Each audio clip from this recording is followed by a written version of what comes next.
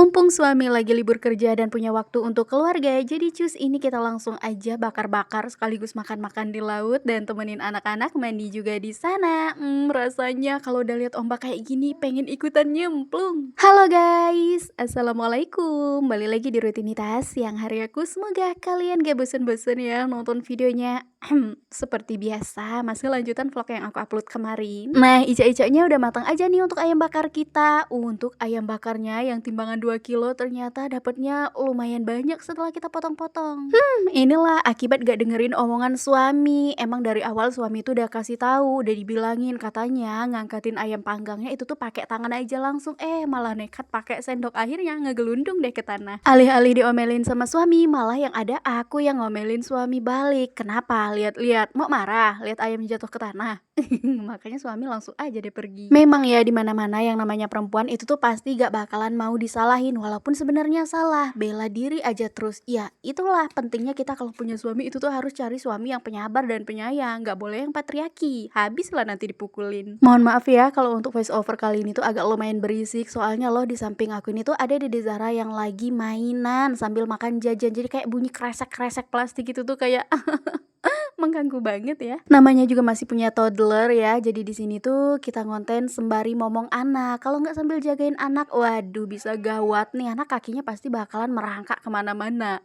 Bukan merangkak lari-lari, say. Tahun depan nih anak aku udah masuk TK loh. Untuk usia Dede Zara sekarang tuh udah di 4 tahun, 5 bulan. Dan alhamdulillah insya Allah untuk tahun depan itu tuh Dede Zara udah masuk sekolah TK loh. Mungkin sebagian kalian kalau ngeliat dari bentukan badannya Dede Zara kayaknya nggak nyangka ya. Soalnya loh kecil banget. Tapi ya kalau dipikir-pikir wajar banget sih, gimana mau gede anaknya, orang ibunya aja emang kecil mungil. Aku tuh ya untuk tinggi badannya mungkin kurang lebih di sekitaran 150 cm gitulah. Tapi kalau untuk tinggi badan suami lumayan lah, bisa dibilang standar. Nah ini lumayan bagus, harusnya anak-anak aku tuh nggak boleh ikut aku ya, harusnya tuh ikut postur tubuh suami gitu loh biar bagus. Ya udahlah nggak apa-apa, segini aja aku udah benar-benar bersyukur kok. Mau besar, mau kecil, mau tinggi, mau pendek, semuanya itu tuh sama, yang penting sama-sama sehat, sehat badan, sehat pikiran. Yuk kita kembali lagi aja ke isi videonya. Nah di sini tuh tiba-tiba aja kita udah makan, dan untuk menu makan siang kali ini tuh bener-bener sederhana aja, karena seperti yang kalian tahu aku kan gak ada bawa sayuran apa-apa ya dari rumah. Soalnya nggak sempat masak lagi, udah kesiangan. Jadi di sini kita tuh cuma melulu tok makannya itu pakai ayam panggang, pakai ikan panggang, terus pakai sambal yang aku buat dari rumah, sambal tomat, nggak pakai terasi pula. Soalnya suami nggak suka terasi. Ini loh sayang, untuk bapak-bapak penjaga kebersihan di sini yang aku maksud kemarin. Nah sekarang tuh lagi kita ajak makan bareng karena kayak kasihan banget loh kan cuma ngeliatin kita dari kejauhan. Makanya di sini tuh udah kelar aku ajak ngopi, ini kita kasih makan juga. Alhamdulillah si bapaknya juga di sini tuh benar-benar lahap banget ya makannya, walaupun tanpa sayur apapun.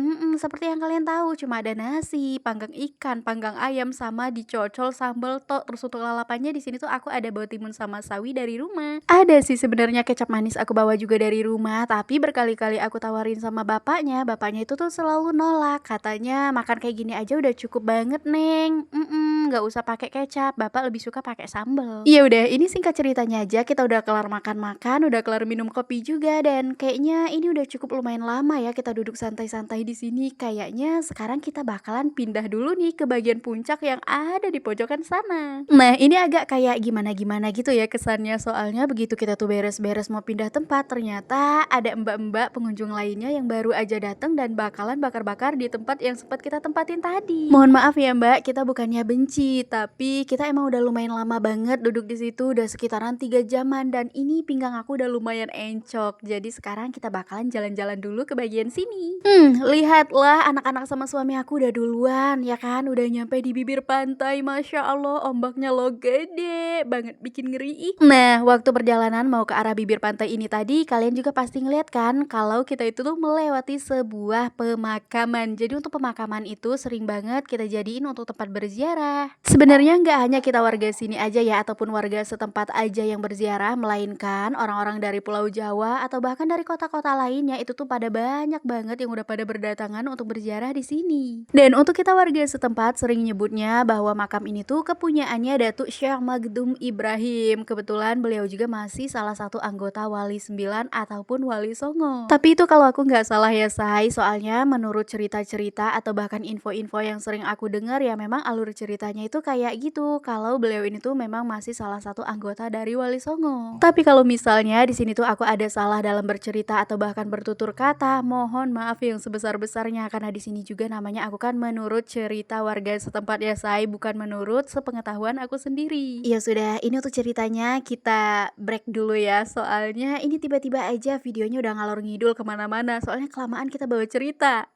Ini kita tuh posisinya udah turun ya dari arah puncak tadi dan udah menuju jalan untuk pulang. Tapi sebelum pulang di sini kita sempetin untuk temenin anak-anak mandi dulu karena kayaknya kurang afdol banget ya kan bagi anak-anak kalau misalkan main ke laut nggak mandi. Yang jagain anak-anak mandi tenang ya sayang, aman soalnya suami memang aku tugasin untuk jagain anak-anak. Sementara aku ya cukup mainan pasir aja di tepi pantai kayak gini soalnya aku males nyemplung. Ini aja aku tadi tuh sempet ngedeket ya sama anak-anak, pengen banget lihat anak-anak mandi itu tuh dari jarak yang deket. Alhasil celana aku basah sampai selutut. Ya itu tadi karena kena ombak.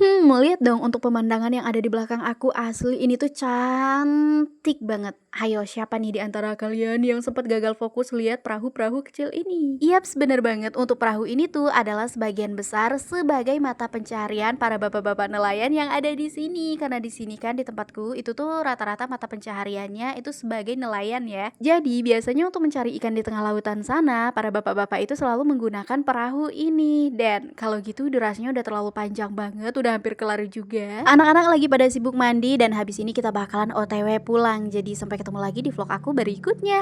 Bye bye.